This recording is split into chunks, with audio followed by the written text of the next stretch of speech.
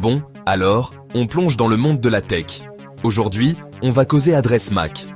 Une adresse MAC, c'est quoi au juste? Ça veut dire Media Access Control Address, ou adresse de contrôle d'accès aux médias.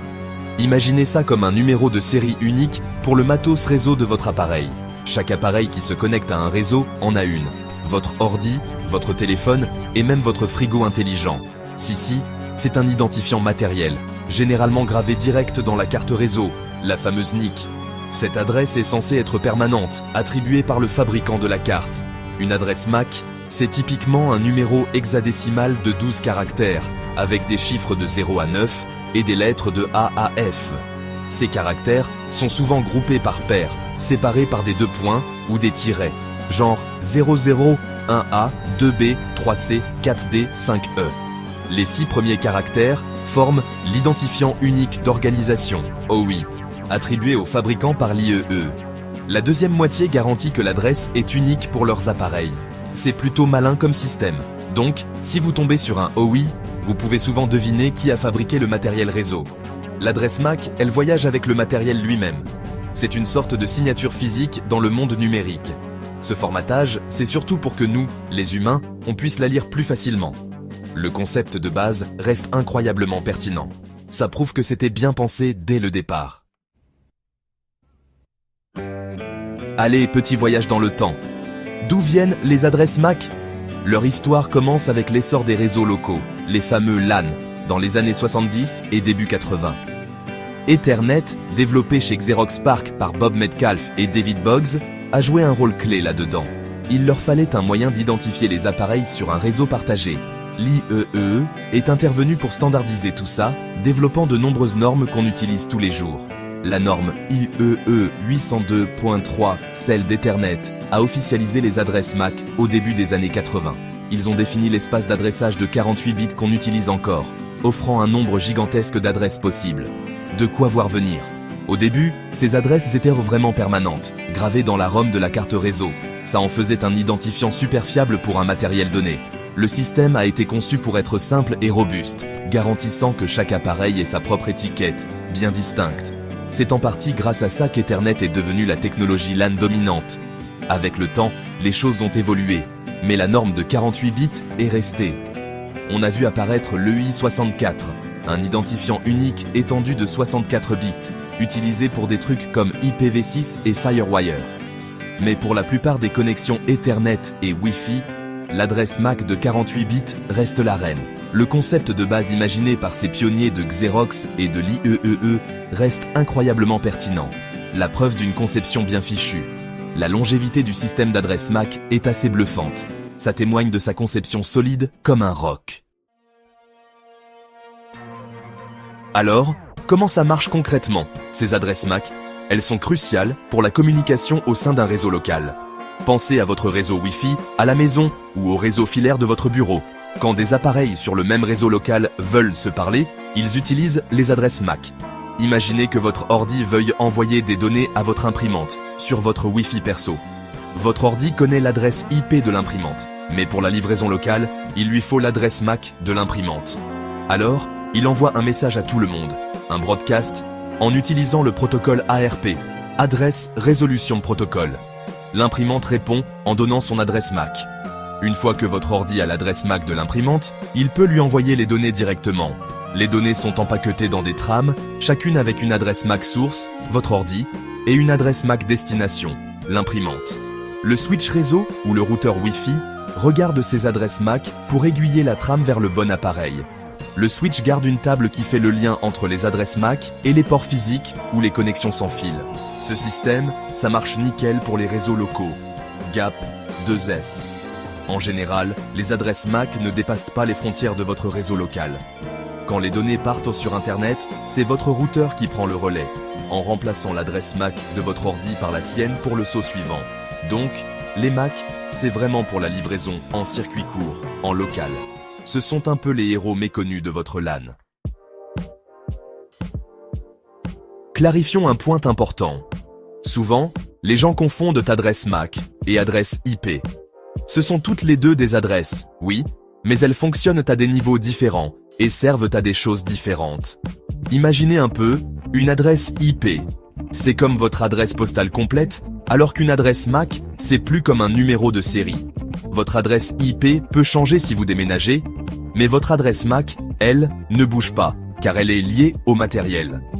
Ces deux adresses bossent main dans la main. Votre ordi utilise les adresses IP pour trouver des appareils sur d'autres réseaux, à travers le vaste Internet. Mais quand les données arrivent sur votre réseau local, l'adresse IP a fait le gros de son boulot. La livraison finale, jusqu'à votre appareil précis, ça, c'est le rôle de l'adresse MAC. Le routeur utilise ARP pour faire correspondre l'adresse IP de destination à une adresse MAC sur le réseau local. Ensuite, il envoie le paquet de données à cette adresse MAC. Donc, il faut les deux, les adresses IP pour le routage global et les adresses MAC pour la livraison locale. Elles opèrent à des couches différentes du modèle réseau. Le fameux modèle OSI décrit ces couches. Les adresses IP sont à la couche 3, la couche réseau. Les adresses MAC sont à la couche 2, la couche liaison de données. Comprendre cette différence, c'est la clé. Ça aide à piger comment les réseaux fonctionnent vraiment. De chez vous jusqu'au serveur à l'autre bout du monde. C'est un beau partenariat, une belle équipe. Elles sont vraiment fondamentales.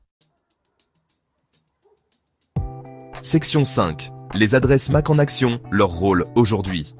Les adresses MAC ne servent pas qu'à la simple livraison de paquets, elles ont plusieurs autres rôles importants de nos jours. Une utilisation courante, c'est la sécurité réseau. Beaucoup de routeurs permettent le filtrage MAC. On crée une liste d'adresses MAC autorisées.